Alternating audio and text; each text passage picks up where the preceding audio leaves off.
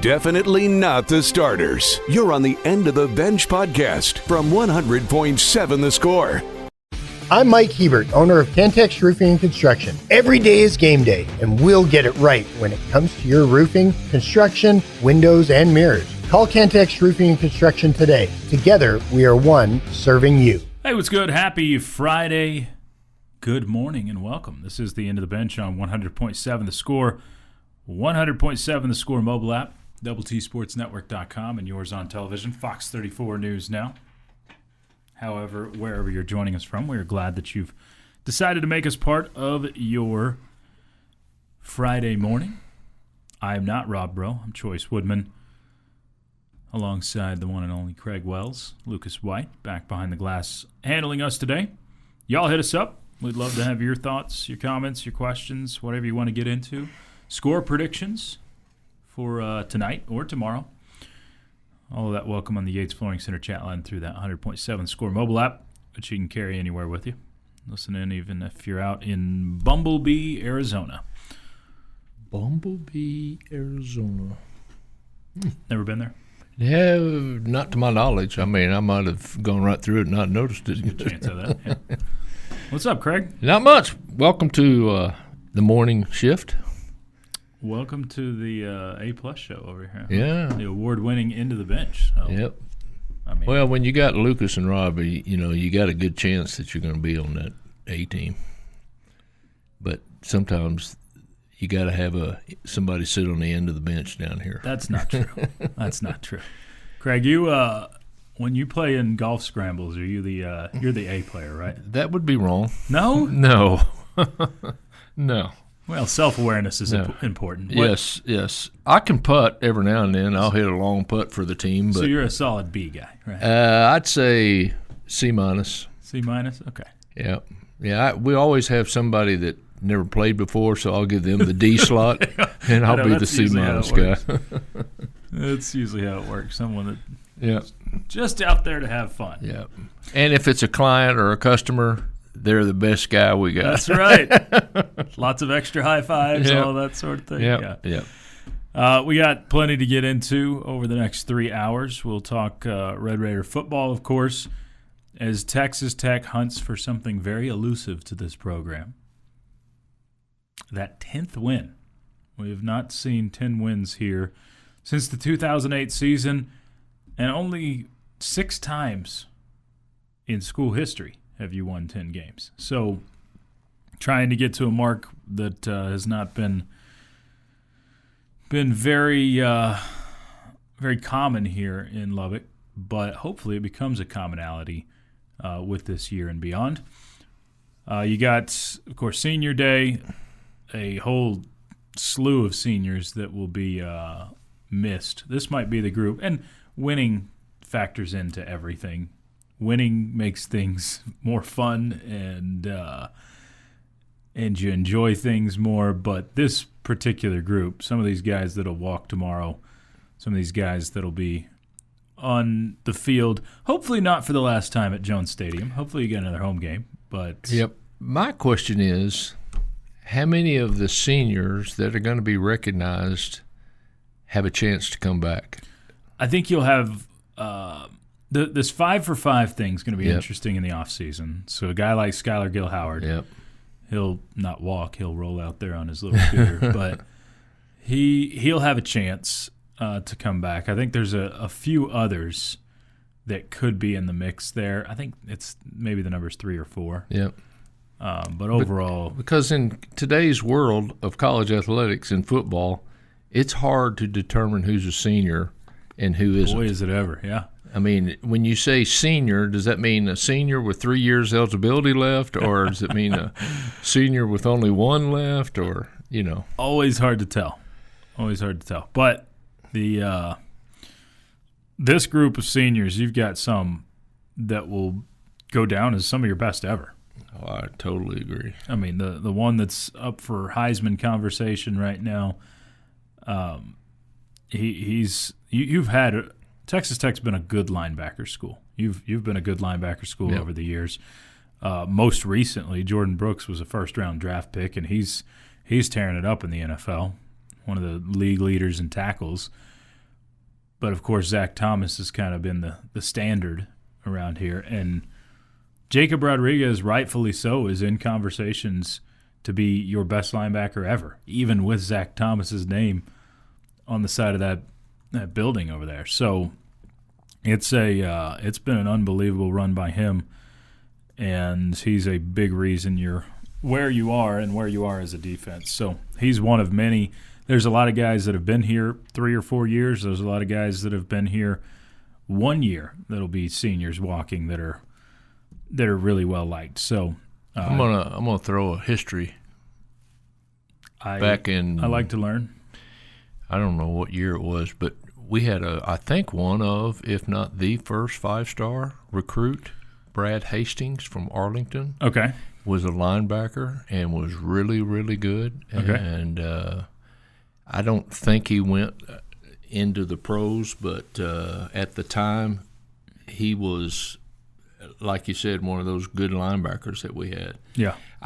To me, Jordan Brooks started off good. I mean, his ability to run and chase from one side of the field to the other was just something we had. We saw Zach Thomas tackle to tackle. You're not getting past him. Yeah. But Jordan Brooks, I'm telling you, he ran down quarterbacks from the back. He is an athlete playing linebacker. Sure.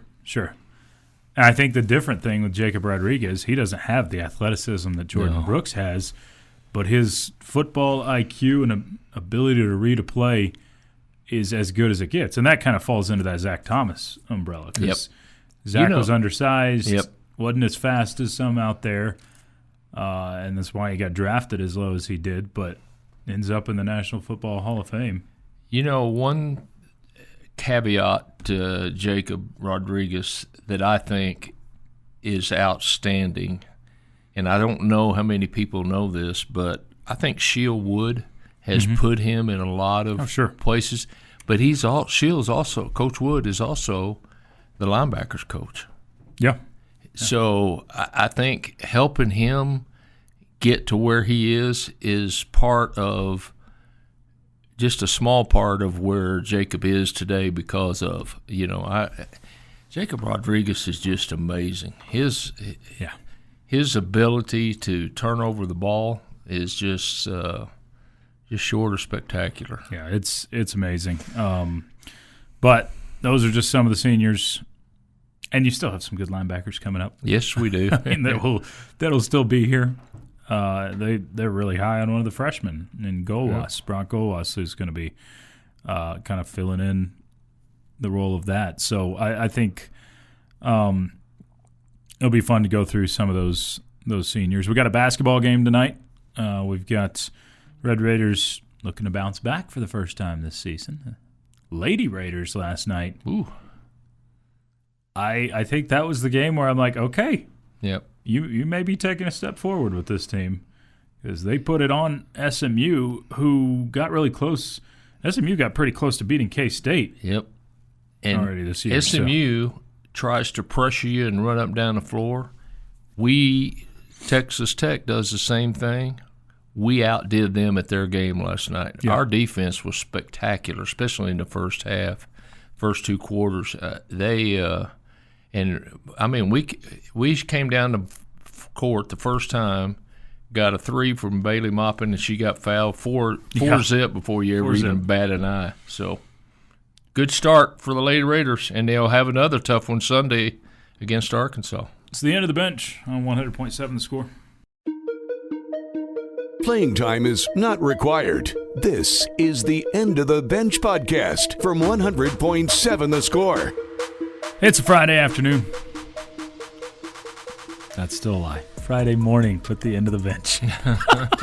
I am in autopilot mode so bad, and I'm also so distracted. Oh, yeah. I'm just going to be honest. I'm distracted, Craig. But you're doing a great job of multitasking. I can tell you that. I got the kids game coming up tonight.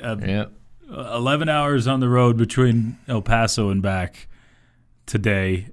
And then I'm also trying to make sure I have everything done for a football broadcast tomorrow too. So I'll tell you how I'm quite distracted. Crazy I am. When we used to go to El Paso, I spent more time thinking about how tired I was going to be the next morning after we got back than I did what we were doing at the time. Exactly. Oh, yeah. It's no doubt. But I'll get to drive through the Badlands of New Mexico. So Yep. Got that coming up. All right. What we got coming up, we'll tell you because it is time to check the calendar.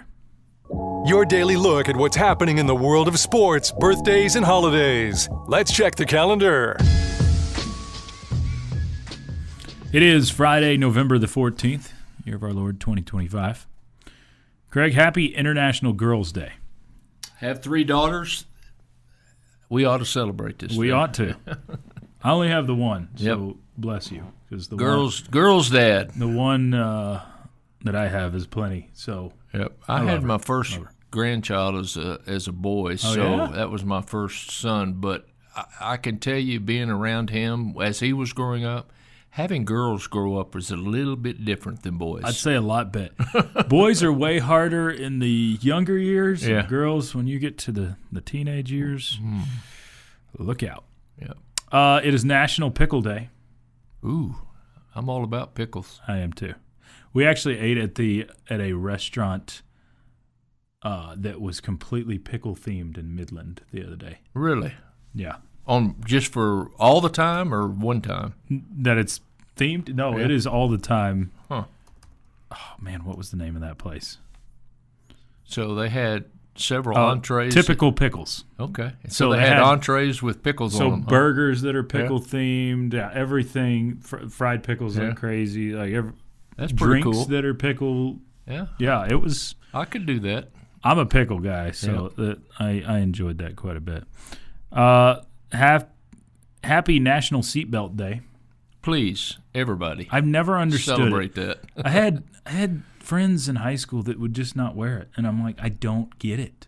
I don't understand why you wouldn't wear a How many seatbelt. times do you hear somebody, one car roll over by themselves and they didn't have their seatbelt Like, on? oh, you would have got out of it with Yeah. some scratches, Yeah. but never makes sense to me. The beeping would get on my nerves when it indicates that you're not wearing your seatbelt. Yeah. Right. I totally And some of agree the cars with that. nowadays do it like Yeah. crazy Yeah. until Yeah. you put it on. It is Loosen Up, Lighten Up Day. That's why we kicked Rob out. Loosen up and lighten up. Just Come kidding. on, lighten up. Just kidding. Rob will be in at noon. Yeah. National American Teddy Bear Day. Operating room. Did you get any of your children those teddy bears that you can where they stuff them and then they can talk back? Build-A-Bear? Yeah, Build-A-Bear. My kids have had some, yeah. Okay. I think we're out of that age range for the most part. You hope. Yeah, we got one that still could be, but Operating Room Nurse Day. Thank you to Good all for the OR them. nurses. Good for them. It is World Diabetes Day. National Family PJ Day. Feels like that belongs in December, Christmas time. I saw a commercial on TV selling family PJs last night. Oh, for Christmas. it's a heck of a venture there. Yeah. And National Spicy Guacamole Day. Just want a regular? I love guacamole, but you can put too much spice in it. For Yeah, me. it can be a little too spicy, but I want a little kick to it. Yeah. Yeah. Yeah, no, I don't want to overload it with jalapenos. Yeah. That's Yeah. where it can. I know when you go to the grocery store, you can get mild or spicy, and I get mild, and it's still got a little kick to it. Yeah, I'll take whatever. Who's up next? All right, 1993, Don Shula, the most wins in NFL history on this date. 1996, Ranger history. Anybody remember what happened on this date, Texas Rangers? On this day in 96? Uh-huh. Well, we're way past. Would you be hiring Johnny Oates? No, that was Nope. before then. Was that it? Long gone Juan Gonzalez. Okay. Wins MVP? the AL I should've got that. MVP. Yeah, we're an MVP range right here. In 2018, another Ranger won an award, but not as a Ranger. Not as a Ranger in 2018. Jacob DeGrom. wins the Cy Young. NL Cy Young Cy Award. Young, yep. And in Texas Tech lore, Derek Dorse on this day had 2 TDs, and Rob Peters scores from 3 yards out with 25 seconds left as Texas Tech beats number 18 Texas. Let's go. 42-35. That's a big day. Fun day. November 14th, 2015, Patrick Mahomes II threw for 384 yards and 3 touchdowns, just a routine day, including 2 to Justin Stockton, running back, pass-catching running back, and DeAndre Washington rushed for 3 more as Texas Tech beat Kansas State 59-44. A duo not unlike Cam Dickey and Jacoby Williams. And on November 14th, 2020, remember? Anybody? November 14th of 2020. Baylor game? Did it go good or bad? Jonathan Garibay took over as Texas Tech's primary kicker. Okay. His game-winning 25-yard field goal capped a fourth-quarter rally directed by former starting quarterback Alan Bowman to beat Baylor 24-23. I honestly don't remember a lot of the 2020 season. Yep. No, it didn't go well. I remember the last game you barely snuck by Kansas. Yep. And I'll add one more, and Lucas probably knows this. In 2014, CFB DSIR 2149-0403 became the closest rogue planet to Earth and only 100 light years away. You knew that, though, didn't you, Lucas? Wow. Yeah, it was somewhere buried back in my my knowledge. Only 100 light years away? That's right. Only 100. So that literally means... It's the closest rogue planet, so... 100 light years means if you traveled at the speed of light, it takes you 100 years to get there. And that's the closest one. Dadgum. All right, Mr. Lucas. For birthdays today, we have Travis Barker turning 50, drummer for Blink-182. Francisco Lindor turning 32. Devonta Smith turning 27.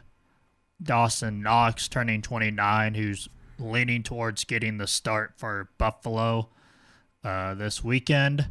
Deshaun Hand turning 30, plays for the LA Chargers, but he's from Woodbridge, Virginia, so I got to see him play in high school, actually. That was a pretty cool experience. He was the number 1 player in the state in 2015, I believe. Rapper Lil Boozy turning 43. Chip Gaines, 51. Kurt Schilling, 59.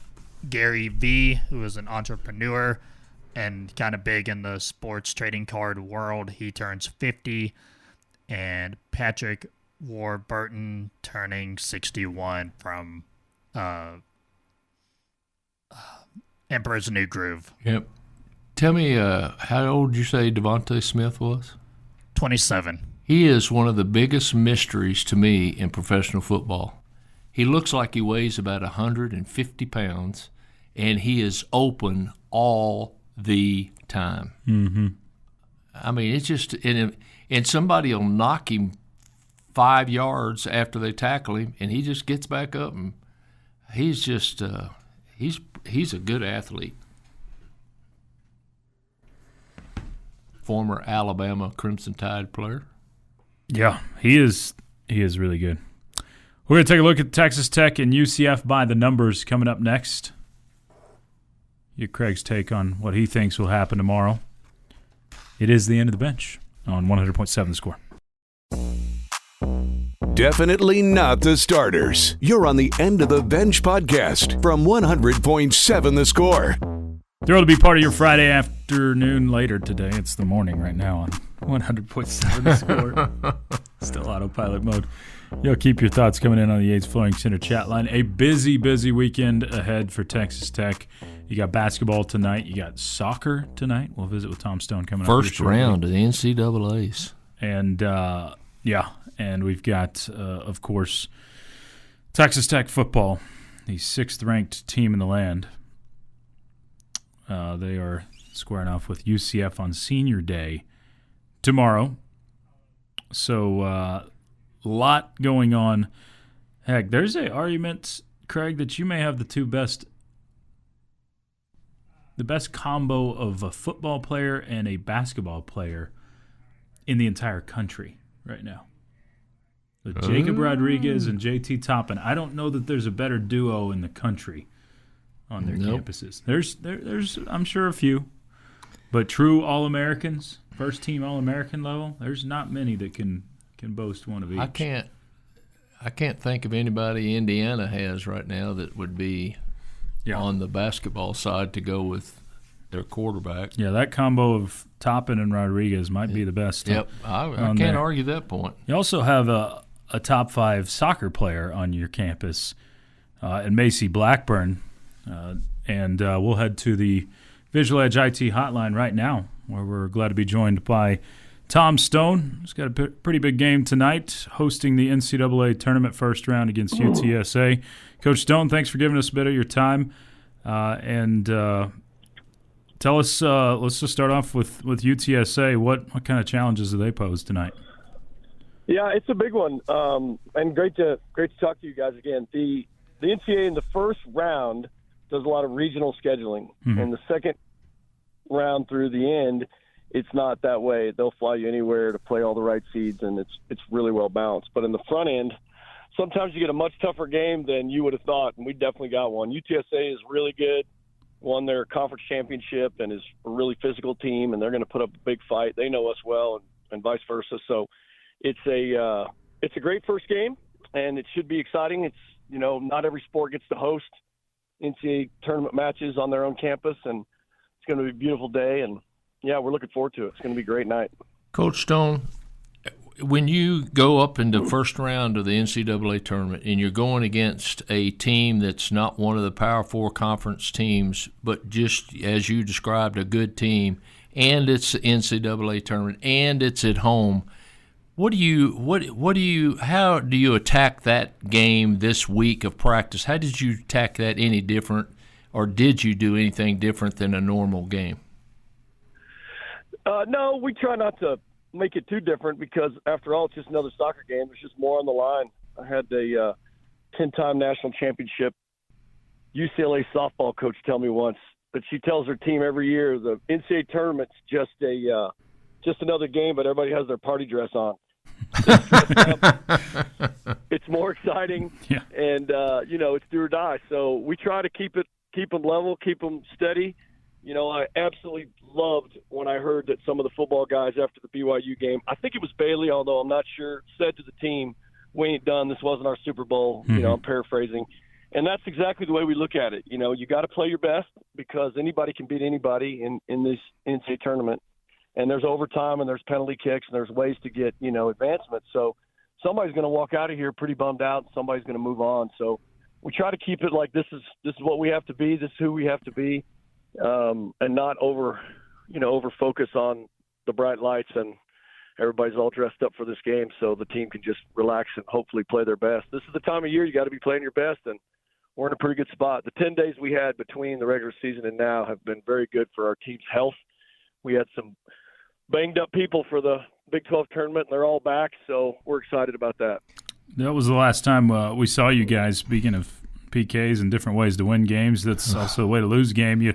Y'all were in the Big 12 tournament against Baylor and losing in dramatic fashion, 7-6 on PKs. How's the morale of the team after that loss, and like you said, the break between? I think that when you get knocked out in penalties, it's a hard way to lose. It's tough to win that way, and it's a hard way to lose. But looking back over time, we've won so many games in penalty kicks that was kind of a abnormality for us, and it wasn't fun leaving. But at the same time, we were probably going to have to face the rest of that week really shorthanded, and I'm not sure it would have done us any good to push through to those next two games with a really smaller roster. We lost 3 at the beginning of the season, and we were going to be down 3 more for the next couple games. And so once the hurt wore off, I think we just had to look at it, in a mature fashion and say, all right, well, if that's the deal, this is the big tournament coming up now. Let's go get it. So I think the team's in the right place. It's been a great week getting ready for this game. Tom, what separates Macy Blackburn from everybody else? Because she seems to rise to the occasion, and she lives up to her billing, and she is just, it seems like from a fan standpoint, really does a good job of leadership. I think you touched on it, leadership, but her leadership style is really just, ladies, it's nothing to not expect the best from each other and hold each other accountable.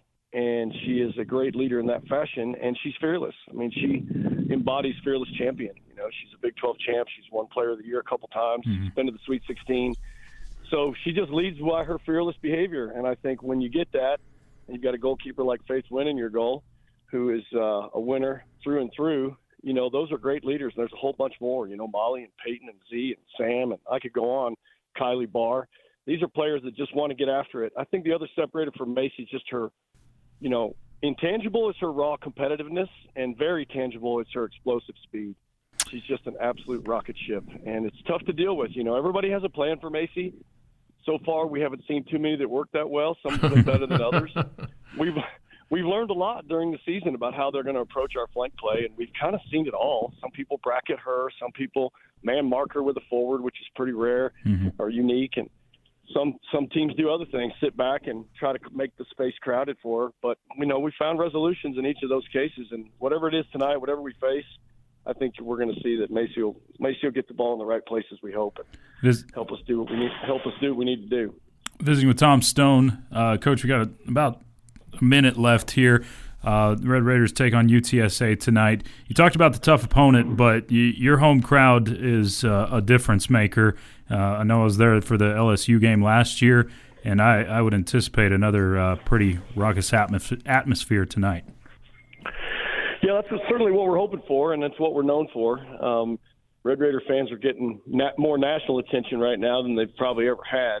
But it's been that way at Walker for, a good decade. And the fans have always turned out. And you know how it is with Red Raider fans. Like, if you're winning, man, they're on board. And if you're not, they're even louder. So it's to try to help you get there. So it's been really fun to see the crowds grow through the years. And we expect Friday night at Walker to be as raucous as we've seen. You've been a big part of that, Coach Stone. Thank you. Well, we appreciate you guys, and we're looking forward to the big game tonight. Yes, sir. That is Coach Tom Stone. We'll hear from him after the game and hopefully talk about another NCAA tournament game coming up. You're listening to the End of the Bench on 100.7 The Score. Playing time is not required. This is the End of the Bench podcast from 100.7 The Score. It is the End of the Bench on 100.7 The Score and the 100.7 The Score mobile app. Chois Woodman in for Rob Bro today. Craig Wells in his normal spot, as is Lucas White. And we have on the Visual Edge IT hotline, Justin. What's up, Justin? Hey, Chois, how's it going? Doing just dandy. It's been a while since I've got to whip you on this. So Whoa. Easy now. Easy. Let's go ahead and dive into games. I don't have a clue what we're picking. Lucas is the gatekeeper today, so take it away, Lucas. So we are going to start off immediately in the Big 12.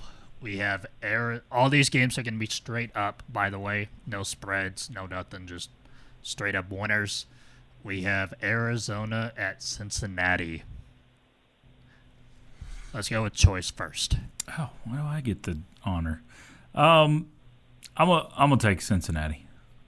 I'll go ahead and go with Cincinnati. I mean, I don't have a lot of faith in Arizona because a different team shows up about every other week, and Cincinnati has got a lot to play for at home. Justin? I'm going to go Arizona. Oh, okay. That would be huge. It would essentially eliminate Cincinnati from contention. It sure would. Not completely, but. And Arizona's good enough to. It's just if they play that way, that's not a wild pick by any means. Yeah. Arizona's played a lot of close games, and wouldn't be the most shocking thing. We have Utah at Baylor. I will go with. I'll go with the Utes here. They're just too I'm much. gonna stick with what I've said since we beat Utah. I think Utah is the second best team in the conference. I'm not going to disagree with you. Yeah, and I'm going to stay with Utah. Well, Choice, I can't go with your Baylor Bears. I've got to go with the Utes. Oh, shucks. I'm all torn up. First clean sweep of the day. Okay, we have TCU at BYU. Taku at BYU. This is only a 3.5-point line. I think that's an overreaction by what we saw last week from the folks out west. I think BYU wins this game by more than a touchdown. Yeah, I don't think TCU can do what we did against them defensively, and Hoover has not had some good games at the quarterback position. So I'm going to go especially BYU. Against better defenses. Yeah, I'm going to go BYU. I think they rebound, especially at home. If this is at TCU, I might probably do it a little different, but yeah, BYU. I have to go BYU as well, dadgummit. Dadgummit. Wait, you're rooting for TCU? No, I just didn't want us all to – I didn't want the clean sweep. Oh, I got you. He wants that on that island. But BYU after dark, they've got some crazy numbers, and this one's going to be after dark. We are going to jump to the ACC, and we have Clemson at Louisville. Ooh. Louisville's only a 1.5-point favorite in this game. I got to go with my brain and pick Louisville here. I guess. I don't know about my brain, but I'm going to pick Louisville. I just, I don't know. Clemson seems like they're going to be real inconsistent, and up to this point, they haven't shown that they're going to go out and play good every week. And Louisville's still got a lot to play for, so I'm going to go Louisville. Oh, Dabo gets it. He's too good. He's too good of a coach. Okay. You got to get something figured out. Don't think it's crazy. He may be a coach for somebody else next year, boy. His name is being floated around for a lot of jobs. Sure is.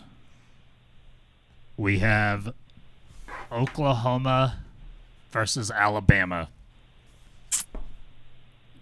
Yeah, I'm taking the home team here. Give me Bama. Alabama remembers what happened last year, and Alabama has the best team. Alabama. Yeah, it's got to be Bama. Got to. Texas going to Athens to play Georgia. I'm gonna stick with it. Same theme. Give me the Bulldogs. Georgia in a very close game. God help us all if Texas wins this game. Now, Bulldogs were bred for a reason. Snout and cattle. And 13-0 loses. I mean, Bevo loses. Let's go. We have Iowa at USC. I'm gonna take the Lincoln Rileys here. Home game. I don't believe in Iowa, but yeah, give me USC. I don't believe in Iowa, but Iowa's defense may be as good as USC's played against up to this point, but I'm going to go USC because it's at home, halfway across the country from Iowa. And Iowa nearly got Oregon. Yep. And I think they should have. So they're either going to fall apart or take it. So I'll go on the island. I'll go Hawkeyes. Okay. Well, I tell you that Iowa defense is pretty darn good. And they actually threw the ball. Yep, that's right. And they scored. I mean, so they found out they can. We have the University of South Florida at Navy. South Florida at Navy. Yeah, I'll take USF here. With all due respect to our I think USF would probably be favored. I'm not sure. 9.5. Yeah, I'm gonna take Navy. All right. Yeah, I'm gonna go out on a limb. I think Navy can control the ball, control the game, and at home, I think it's a big difference maker. Craig, I thought I'd be on another island. I'm with you then. I'm going to go Navy as well. Yeah. If South Florida wins this game, pretty good shot that you're hosting them in Lubbock. Yeah. A 12-5 matchup. Pretty decent. All right, we are going to jump to the NFL. We got a few games here. We are going to start off with the Kansas City Chiefs at the Denver Broncos. I'll do it. Give me Kansas City, who's surprisingly a road favorite in this game, aren't they? Even though Denver's got 8 wins. Yeah, I'll take the Chiefs. I think the Chiefs are going to expose Denver. I think Denver's been playing good against some not as good as the Chiefs teams, and I'm going to take the Chiefs. Well, my wife in her fantasy football league has the Broncos defense and Bo Nix as the quarterback. She is 9-1, and the oh my goodness! Oh my goodness! She loses this week. Mahomes gets it. There we go. And you're taking her out to eat. Yeah, something like that. Something like that. Shockingly, I'm the only one on Broncos Island on that one. Next game, we have the Seahawks at Rams. Cooper Kupp revenge game? Question mark. Yeah, big question mark. No, I'll take the Rams. Seahawks are playing awful good. They are. Awful good. But I'll go with the Rams. Matt Stafford's played awful good. Seahawks got a pretty good defense, but they got an inconsistent quarterback, so I'm going to go Rams. All right, we have 2 more real quick. Lions at Eagles.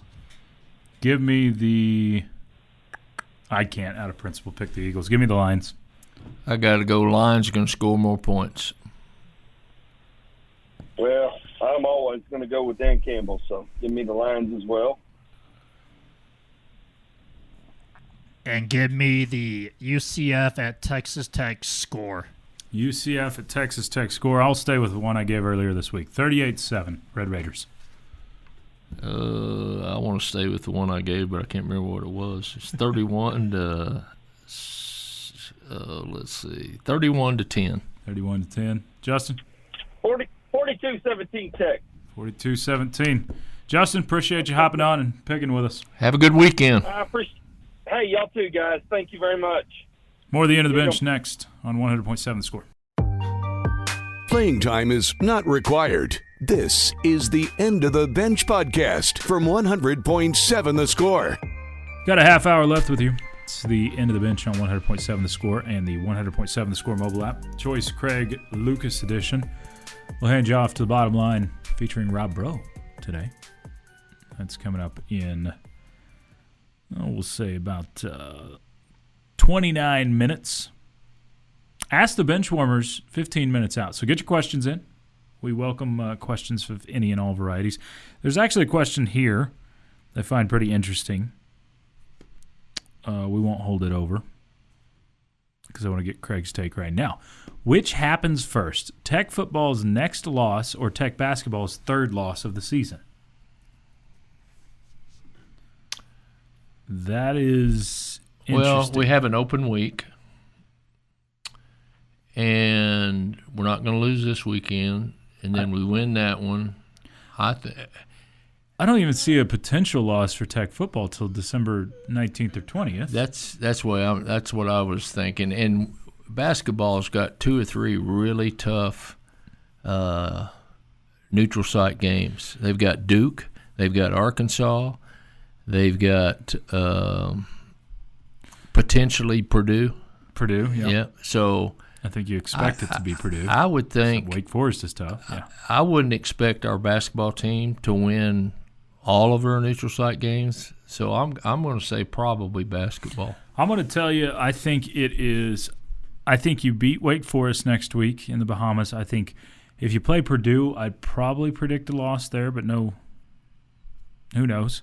You got LSU on December 7th, Arkansas on December 13th, and then on the 20th.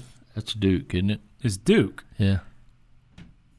So I'm going to say odds are you hit your third loss well before. Yeah. If Texas Tech plays in the college football playoff quarterfinals, which I think, Craig, as crazy as it is to sound, my expectation is that you're playing in that game at this point. Because right now, if things just went chalk for what they are right now, you're hosting a home game in the college football playoff, which you'll be favored in, and then you would advance on to that quarterfinal round, which doesn't play until December 31st or January 1st. And if it stopped right now, you'd be playing a 12 seed at home? You'd be playing an 11 seed. It's 11 seed at home? Well, technically, it's the number 15 team in the country. Right. Because the 15th ranked team is the highest ACC team. If it stopped right now, you'd host Miami. Yeah. And I think I saw a line you'd be 5.5-point favorite. Huh. So, yeah, I think the answer there is basketball. But do you get beyond 4 losses before conference play? I don't think I'm panicking or anything like that, but it's still – it would not be what you envisioned. No, I wouldn't think so. I think you probably – you have 5 more games against Power 4 competition. LSU, I would chalk up right now and say you win in that one at Dickies Arena. Yeah. Wake Forest, they played Michigan really close the other night. I think they're a pretty good team. Yes, but I would still say Tech should be better than Wake Forest. Purdue, you'll be an underdog against. Yep. But, if we get our big guy back by then. Van Boye, yeah. Yep. I don't know. I think he's going to make us – he's going to make us better. Not that he himself is going to be the star, but he's a piece of the pie that we need. We need that rim protector. We need JT not to have to guard some 6'11" guy on the block. And I don't know. I don't know. I'm real bullish on our basketball team. I think we've got a chance to have a really, really good team. I do too. And if we can get everybody healthy and keep them healthy. And that's another thing too. You don't know who's going to, let's hope they all are, but somebody may not be healthy by then. So I don't know. I'm real bullish on our basketball team. After what I saw them play against Illinois there, I was thoroughly impressed. I don't know what I was expecting, but to me, they're very good. I mean, Illinois is, and they basically got all of Eastern Europe on one team. Yeah, somebody said what the Baltic Olympic team was playing. That's what it felt like. I think I'm with you because I don't think Tech played that great, and you still that's right. played I agree. 4 points. I agree. I mean, JT Toppin had a monster game, but outside of that, you didn't execute that well. You definitely have a lot of room for improvement defensively. There's a lot that can be better from that Illinois game, yet you're right there at the end and have a chance. You come back down from 13 points to take a lead in the second half. So I still have a lot of faith that this basketball team is going to be really good. Elite 8 caliber, maybe better. Definitely Sweet 16-ish type of team. So that being said, I think you probably lose just on paper 2 more games leading up to conference play. Duke and Purdue would be the ones. I think you beat Arkansas. On paper, that would be I agree. I agree with that. But with an outside chance that you lose to Arkansas and an outside chance that you win over Duke or Purdue too. So I think you're only going to be better in conference play. Let's remember a team from last year.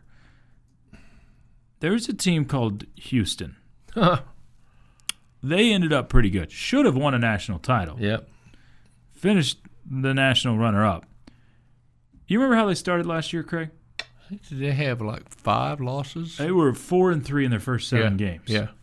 That was the national runner-up that went 4-3 in their first 7 games. There was a little bit of panic there among their fan base. They tested themselves a lot, just like Texas Tech is doing this early season. So I think even if you did start off with 3 or even 4 losses in non-conference play, it's only going to get you ready for the gauntlet that is the Big 12. Yeah.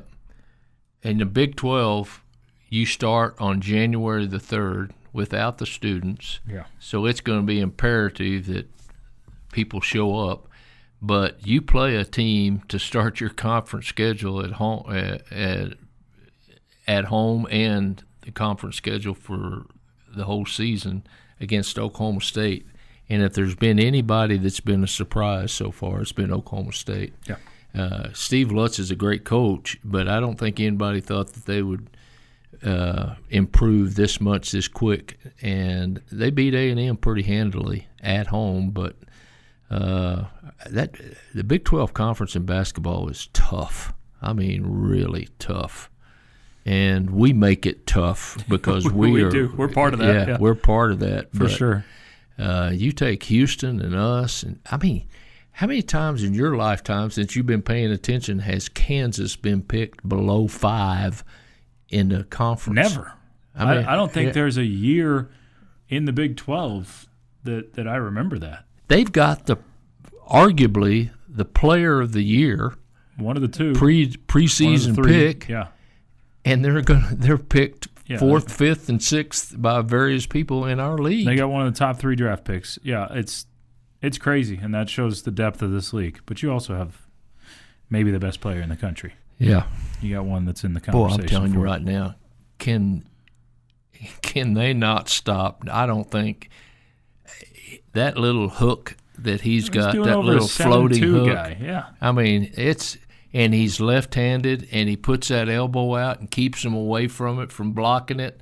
And I'm telling you, that's a hard left-handed block. People are really hard to defend, and especially if they're that good. It is indefensible when he's on. Yep. When he's making, there's really nothing you can do about it unless you got Victor Wembanyama out there. And if they double down on him, I guarantee you Christian Anderson and Atwell and Tyree are going to have better games than what they had against Illinois. I promise you that. From Softball Dad on the chat line says, we played dang good, almost won without shooting any free throws. Yeah. That's exactly right. Yeah, but I still think you had plenty of room for improvement, especially on the defensive end. Yep. Which I'm guessing Coach McCaslin might have talked about that this week. Just maybe. All right, get your questions in. We'll take them. Anything, everything. Score predictions, questions. Ask the Benchwarmers coming up next to close it down on 100.7 The Score. Playing time is not required. This is the End of the Bench podcast from 100.7 The Score. That's right. It is time for Ask the Benchwarmers. Pour your questions in. Handful in so far. Part of the bottom line. Oh, it's part of the End of the Bench on 100.7 The Score. It's in the name. Ask the Benchwarmers. You guys are going to kick me off after this one. That's Craig Wells. I'm Chois Woodman. Lucas White across the way. Questions for any and all of us are welcome. I have a question for Lucas. Do we have any props out for basketball players tonight? I don't know if there's any. He can tell us that in a moment. Mr. B says, I'm very excited for the Lady Raiders season. Scoring 91 points against a Power 4 squad is very encouraging. I don't know what y'all's expectations are for the season, but I'm thinking at least WNIT for this team. I'm going to set my sights higher. I think you've got a good enough offense. I think this is a year to hope for at least this team to get to back to the NCAA tournament for Coach Gerlich and company. It's my hope. We'll see. This question, do y'all think Harlan will advocate for the Big Ten teams on the college football playoff committee over Big 12 teams since he hates the Big 12? This is the Utah AD that's replacing Mack Rhodes' spot. No, I don't think he will do that. I think that would be stupid of him. I think Utah fans hate the Big 12 more than Harlan does. But I don't know. Utah they've turned their nose up at their peers in the Big 12, thinking they're better than, and they haven't proven anything to be better than yet. I think he will advocate for whatever is the best chance for Utah to get in, and that's through the Big 12 being better. Yeah. What's best for him is for Texas Tech to be even better and better. And honestly, for BYU to be good. Yeah. If there's any chance for Utah to make it in. And what he needs is some faltering of Big Ten teams or an SEC team. Chaos. Or two. Yeah.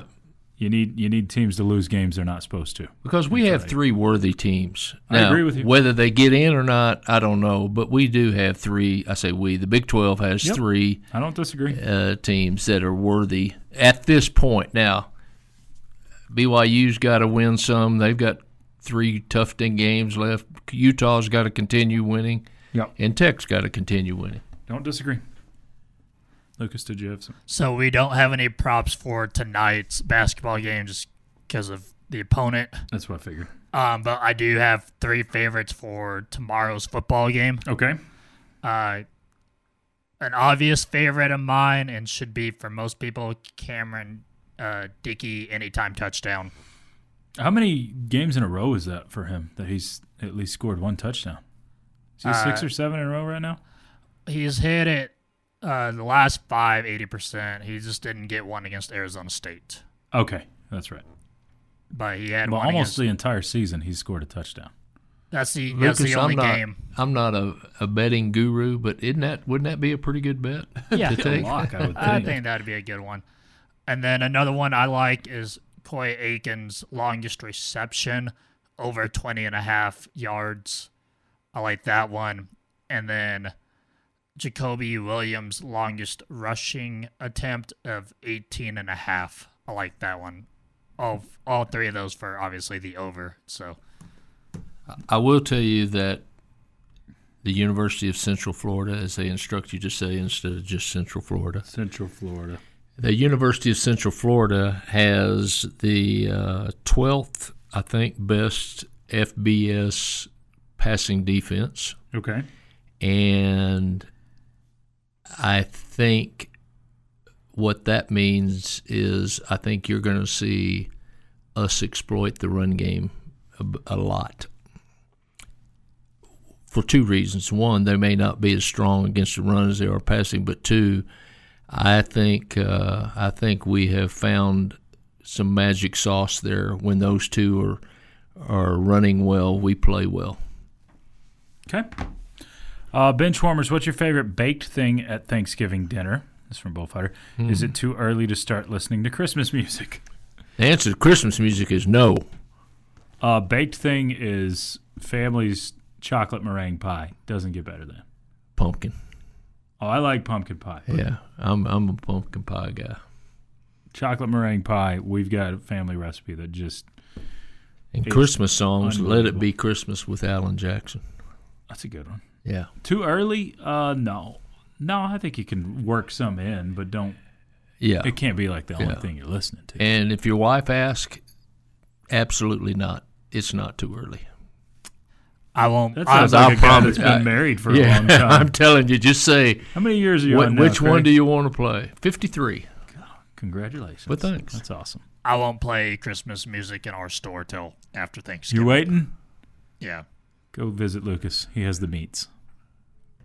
Y'all opened early this year.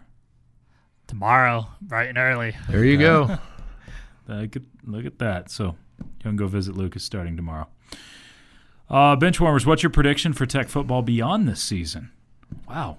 That's really not living in the moment. Yeah.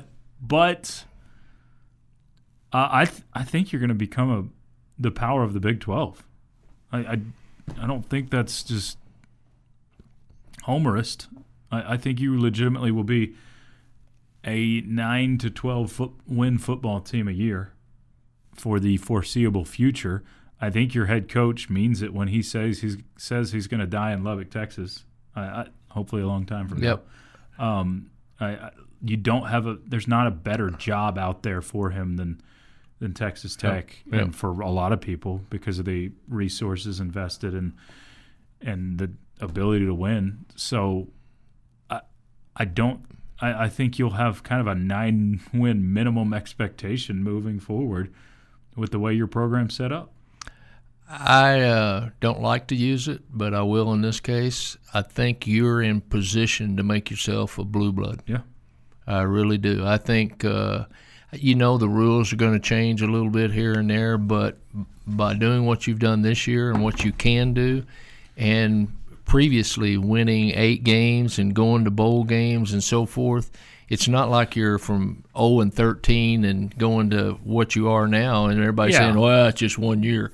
No, we've had some pretty good teams the last 3 or 4 years, and I think if you continue to do what everybody thinks you can and hopes you do, I think you got a chance to be the cream of the crop when it comes to Big 12 and in the country. I think that's where the tired narrative or the lazy narrative, you can say, of just, Tech went and spent a bunch of money this year. You've been a steady build under Joey McGuire. It's been on the uptick. You won 8 games for the first time since 2009 last year. Yep. It's been moving in the right direction. You just plugged some pieces that really helped you take the next step this year. And shout out to Chris Fowler for saying, you think they spent money? Well, there's a lot of people that spent a lot more money than they did. Yes. But Jacob Rodriguez, Baron Morton, your entire linebacking core, your receiving core, you've got plenty of guys that were on campus last year and impactful on campus a season ago. But you also are doing it from the high school level. Now, money may impact that as well, but you started to build bigger, better recruiting classes in recent years, and you've got a massive one coming in next year. Coach McGuire was asked yesterday on his radio show how big the portal class would be, and he says it's going to be really small. Yeah. And I think that's because you've got plenty of guys. Last year you had a huge portal class, but you may have 10 spots, and that's it this year. I think they found the magic formula. It doesn't have to be a big class, but with James Blanchard in control of that portal class, it's going to be an impactful class. It's going to be filling holes that we need and impact players at those positions. It's going to be good kids that can play football at a high level. Comment here says, I think our pass game is going to be just fine against UCF. I seriously doubt UCF's pass D is good enough to shut down our passing game. I don't think it's the pass defense. I think it's the edge rushers. Yep. When I think of anything that scares me or makes me concerned about UCF, it's those 2 edge rushers. Number 51 and number 9. Look for those 2. And keeping number 2 upright. Yep. Exactly. That's my worry or concern for tomorrow, is making sure that Baron Morton's healthy, not running around a bunch and taking sacks. So drive safely. Thank you, sir. Mr. Woodman. Take care of those kids. Hopefully we can get a win and go Tigers. Go Tigers. Thank you. Craig, thanks for letting me hang today. You bet. Been fun. Rob Bro will be around coming up next for The Bottom Line. The actual name of that show. For Craig Wells, Lucas White, I'm Chois Woodman. This has been The End of the Bench right here on 100.7 The Score. Ladies and gentlemen, The Weekend. This has been the End of the Bench podcast from 100.7 The Score. Go to 107thescore.com for more from the Double T Sports Network.